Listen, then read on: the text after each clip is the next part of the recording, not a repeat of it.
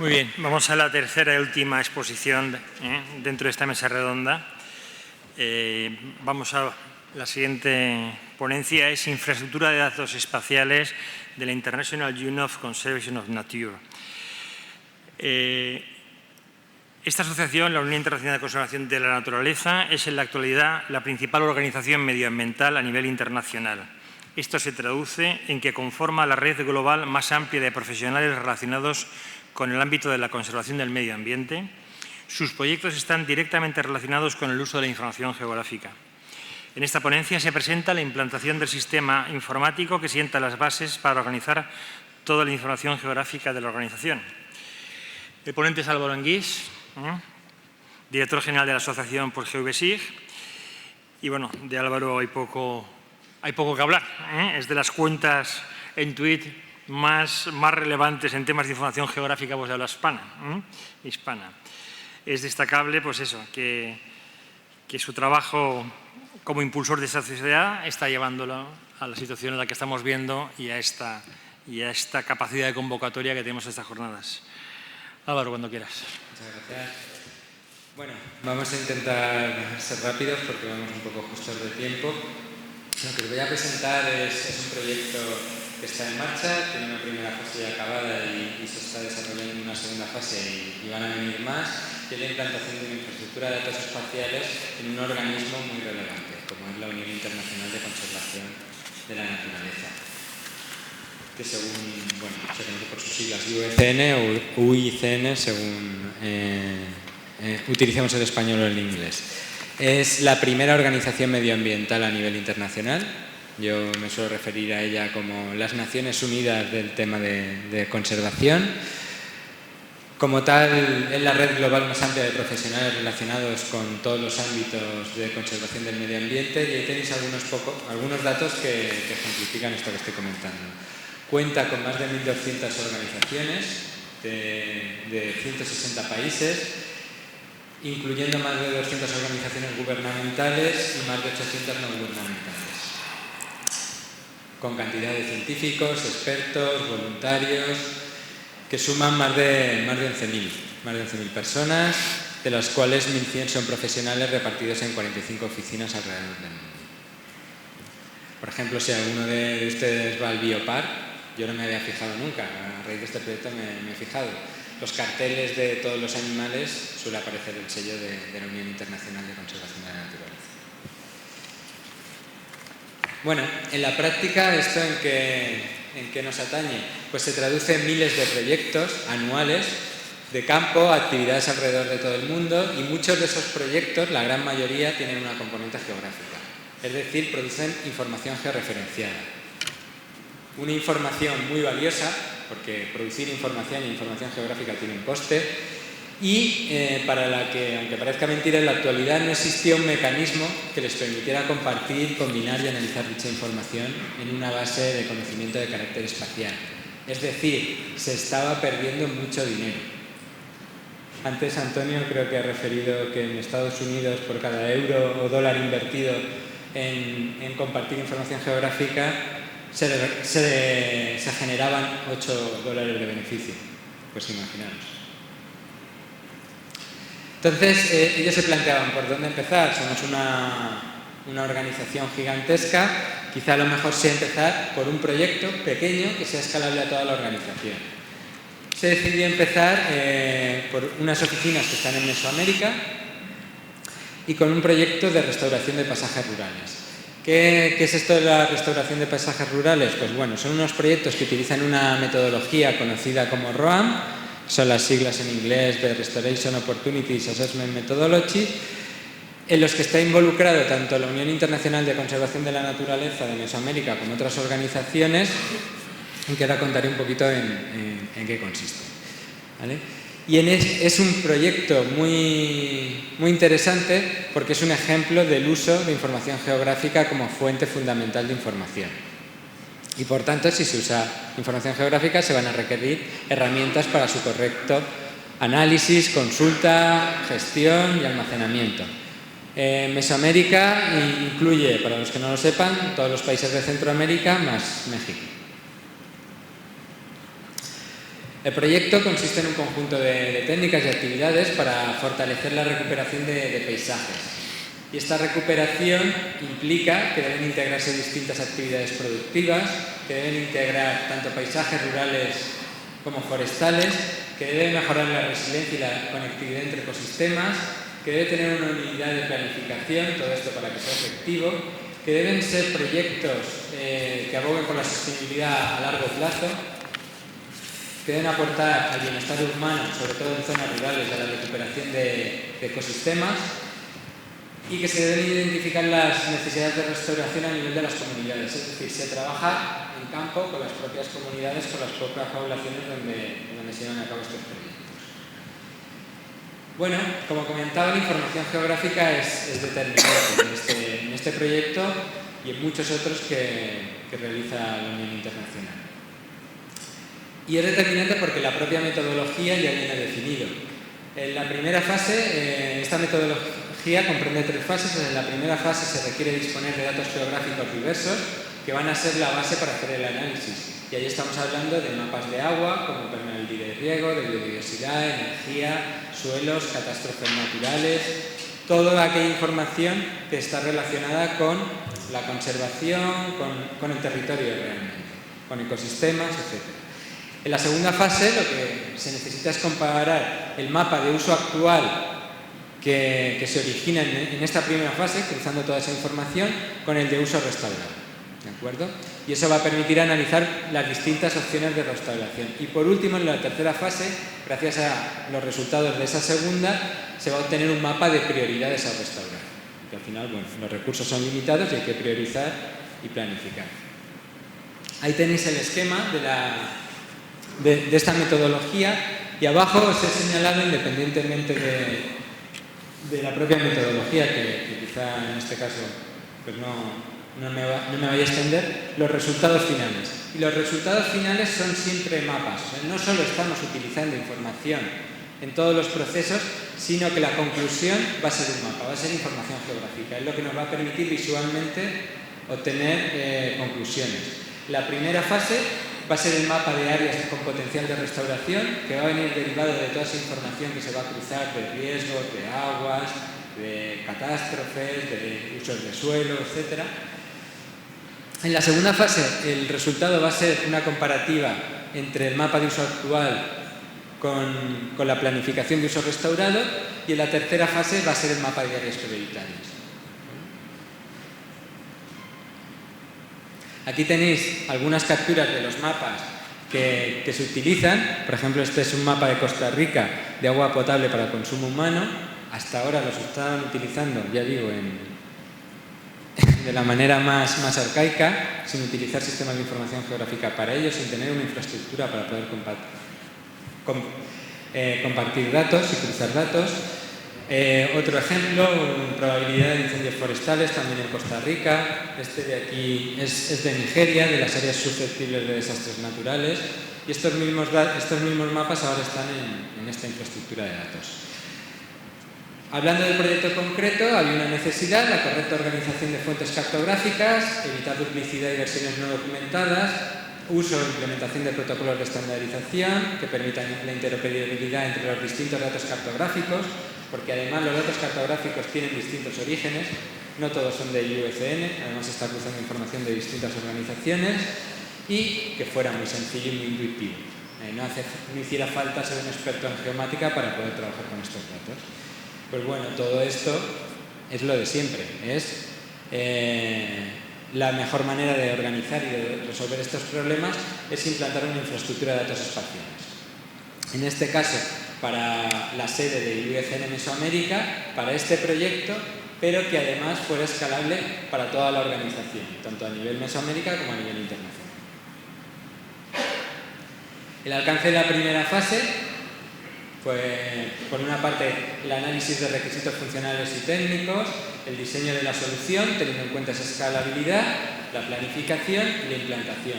Y esta primera fase se implantó una base de datos con Postgres más PostGIS, software libre, en la cual ya se fueron almacenando toda la información cartográfica necesaria, un servidor de mapas, que fue GeoServer, para instalación, configuración y publicación de los servicios IDE. Se comenzó por Web App Service y Web Feature Service. Y también instalación y configuración de un servicio de Tileano para servir WMTS como proxy.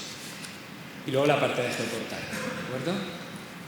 Todo esto, estos componentes realmente lo que implantamos fue una suite integral que se llama GVSIC Online, que va a ser presentada mañana y que ya se está implantando en diversos proyectos a pesar de que se presenta mañana, ¿de acuerdo? Y que viene a ser la alternativa al Acceso Online en software. Y bueno, y por supuesto, como solo es posible cuando se hace un proyecto en software libre, la formación y transferencia real tecnológica, incluyendo también la formación en GVSIC Desktop para los usuarios más avanzados que hacen mantenimiento de cartografía. Tras esa primera fase, que fue un éxito, se ha lanzado ya una segunda fase, que es en la que estamos actualmente, en la cual lo que requerían eran unas herramientas de administración para publicación de capas. Hay una extensión en GVSIC que permite hacer esto, pero al final lo que se buscaba es que cualquier usuario, sin que supiera manejar un sistema de información geográfica avanzado como es GVSIC, pudiera subir capas, pudiera cambiar la simbología, hacer etiquetados, y eso es lo que ahora mismo se está desarrollando y estará acabado probablemente para finales de este mes, primero de enero. Todo esto, todas estas herramientas van a formar también parte de GVSIC Online. Y bueno, y ahí tenéis también que se incluyó también la capacidad pues, de hacer simbología no solo para vectorial, sino también para raster. Esta es la arquitectura del sistema. Está GVSIC Online, que como os comento es una suite que integra distintos componentes, como base de datos GeoNetwork, como servidor de catálogo GeoNetwork, como base de datos PostGIS, como servidor de mapas GeoServer, MapProxy. El aspecto de entrada a este visor público, y ahora os voy a enseñar un pequeño vídeo para que lo veáis, ¿vale? Es sencillo, es esta primera fase. Y lo más interesante, bueno, ahí tenéis que además los servicios están disponibles para que los quiera utilizar en otras aplicaciones, que es lo que vamos a hacer. Lo primero de todo es añadir esos servicios en GVSIC. Me conecto al servidor WMS y la cantidad de información que manejan de todo tipo, precipitación, clima, incendios, etc. Y vamos a añadir una de estas capas. Ahora mismo se está ya conversando en la tercera fase, que ya es escalar esto a toda la organización a nivel internacional, presentándolo en Washington. ¿Vale? Ahí voy a cargar una serie de capas para que veáis pues, que no solo está ese geoportal, sino que se puede hacer uso de toda la información al ser interoperable y seguir estándares con cualquier sistema de información geográfica y, como no, pues recomendamos GVSIC.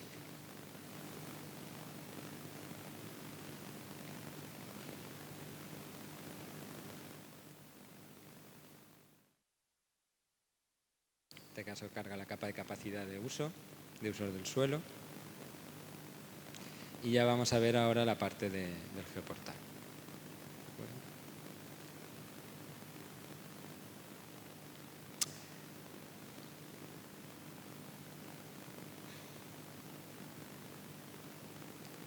Este es el aspecto que tiene el geoportal, pues muy intuitivo, muy básico.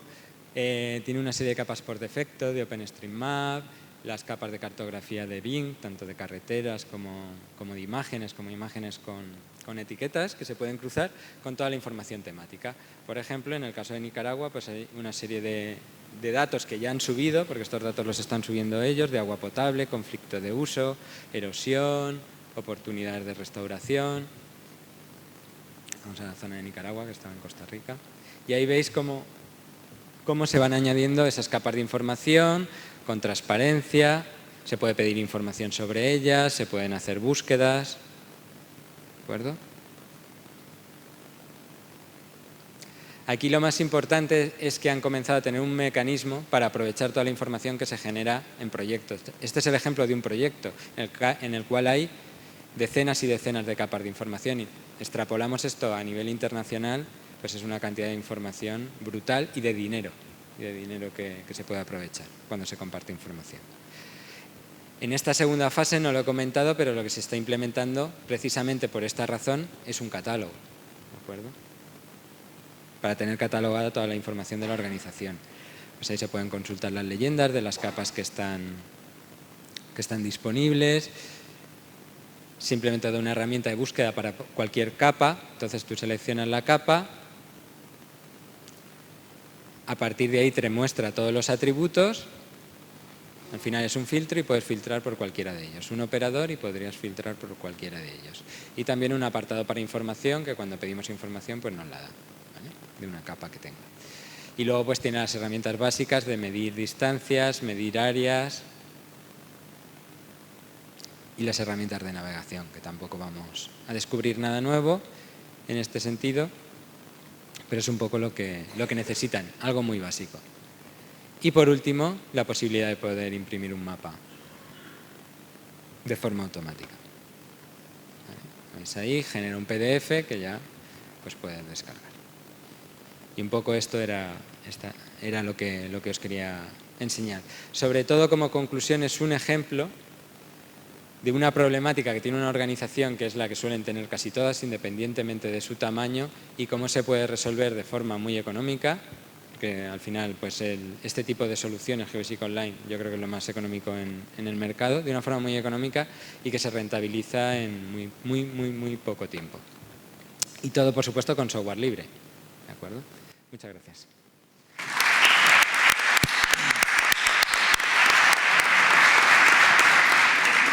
Muchas gracias, Álvaro. Abrimos un turno de preguntas sobre las tres ponencias.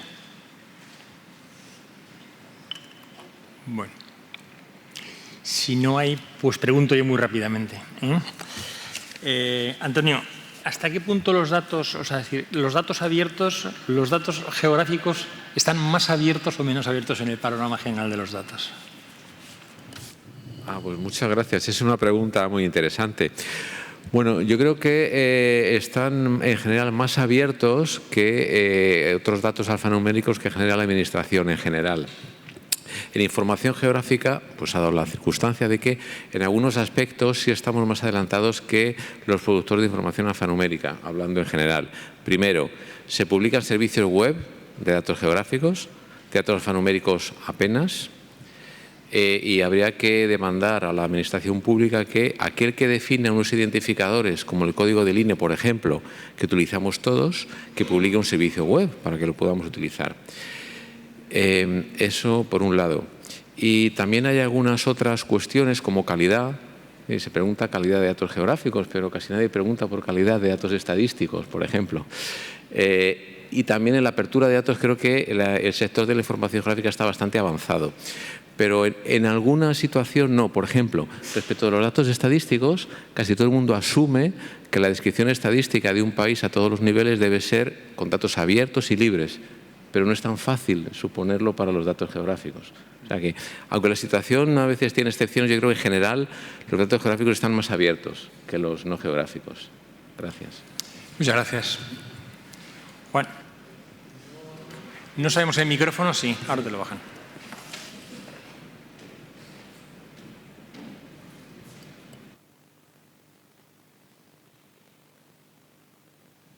Gracias. Es para Antonio también. Has comentado en tu presentación que se están haciendo cosas con datos abiertos, pero a un ritmo muy lento. ¿A qué es debido esto? Bueno, son muchas circunstancias. Resistencia al cambio. Luego, el ser humano parece que tiene un sentido de la propiedad muy alto, ¿no? Entonces, cuando tenemos algo que es nuestro, nos cuesta mucho compartirlo, ¿no? También eso está en el fondo del ser humano. Entonces, no sé, son varias circunstancias las que coinciden. Yo diría eso, resistencia al cambio, sentido de la propiedad. También la crisis que estamos pasando no ayuda mucho, porque entonces siempre se intenta rentabilizar todos los recursos. Bueno, son cosas que hacen difíciles, ¿no?, que realmente los datos geográficos sean abiertos. Seguramente habrá más razones que se me escapan, pero esas pueden ser unas. ¿Hay otra pregunta? Buenos días. Es una pregunta para Álvaro. En la experiencia que habéis tenido en la oficina regional de Mesoamérica, de la implantación de un IDE, supongo que se ha contrastado la importancia de tener un IDE versus diferentes aplicaciones de geolocalización o geomáticas en general. Entonces, me gustaría que me hicieras la reflexión de por qué las organizaciones deberían tener un IDE versus esas aplicaciones departamentales geomáticas. Bueno, gracias. Gracias por la pregunta. La persona que tengo aquí al lado creo que podría contestar incluso mejor que yo como experto en IDEs, pero al final, bueno, las IDEs son el único sistema que va a permitir organizar de forma eficiente la información geográfica hoy día, porque es el único que garantiza que todos los datos sean interoperables, tanto internamente como con otras organizaciones. Las IDEs se fundamentan en el seguimiento de estándares y hoy día no seguir estándares es no solo un error, sino que va en perjuicio y en la pérdida de operatividad de tus soluciones. Y no solo eso, yo voy un paso más allá. Montar una infraestructura de datos espaciales con tecnologías cerradas es generarte una dependencia tecnológica. Si estamos hablando de interoperar, de ser soberano de la tecnología, de ser independiente, la única solución viable es apostar por infraestructuras de datos espaciales y en software libre. No sé si Antonio querría añadir alguna. Tenemos otra pregunta. Perdón. No, nada más decir que también que no utilizar estándares favorece la aparición de burbujas tecnológicas, lo cual siempre es un riesgo a largo plazo, claro. También que calcular los beneficios en un proyecto IDE es difícil, porque muchos beneficios son intangibles. Es muy difícil ponerle números, ¿no? Pero que los beneficios son evidentes porque hay muchas cosas que solo se pueden hacer con una IDE. Y luego, aunque no es este el caso, en muchos sitios, en Europa y en muchos países de Latinoamérica, además, es que la ley obliga. La ley obliga a que tú publiques tus datos siguiendo una serie de estándares y siguiendo la dinámica de las infraestructuras de datos espaciales. ¿Tenemos otra pregunta? Buenos días. Mi pregunta es para Antonio. Has comentado que el Instituto Geográfico Nacional ya tiene en mente hacer el Open Data, definitivamente. Entiendo, por la definición que has dado de Open Data, que el usuario podría incluso modificar o contribuir a mejorar el dato geográfico. En ese punto, ¿hasta dónde se pierde la cartografía oficial, ¿no? Si el usuario ya es capaz de modificar un dato, el Instituto Geográfico Nacional, ¿cómo va a pensar en abordar estas aportaciones, ¿no? No sé si queda clara mi pregunta. O sea, el usuario podrá modificar un dato, pero el Instituto, a su vez, tendrá unos criterios de calidad para decidir este dato forma parte de mi base de datos o no. Ya. No sé si he entendido bien la pregunta. Hablas de la información geográfica voluntaria, ¿no? De incorporar las contribuciones de los ciudadanos. Bueno, estamos investigando varias plataformas, varios software y nos interesa mucho desde hace tiempo investigar en esa línea, porque muchos institutos geográficos están pensando lo mismo, pero ninguno estamos consiguiendo llevarlo a la práctica. El problema es la calidad de la información y sobre todo la homogeneidad de la información que se recibe. Entonces, queremos probar a hacer formación rápida de voluntarios para que los datos que recojan sí sean asumibles como cartografía oficial. Pero todavía no tengo una respuesta concreta. Nos interesa mucho. Esperamos que durante el 2016 podamos hacer algo de verdad concreto.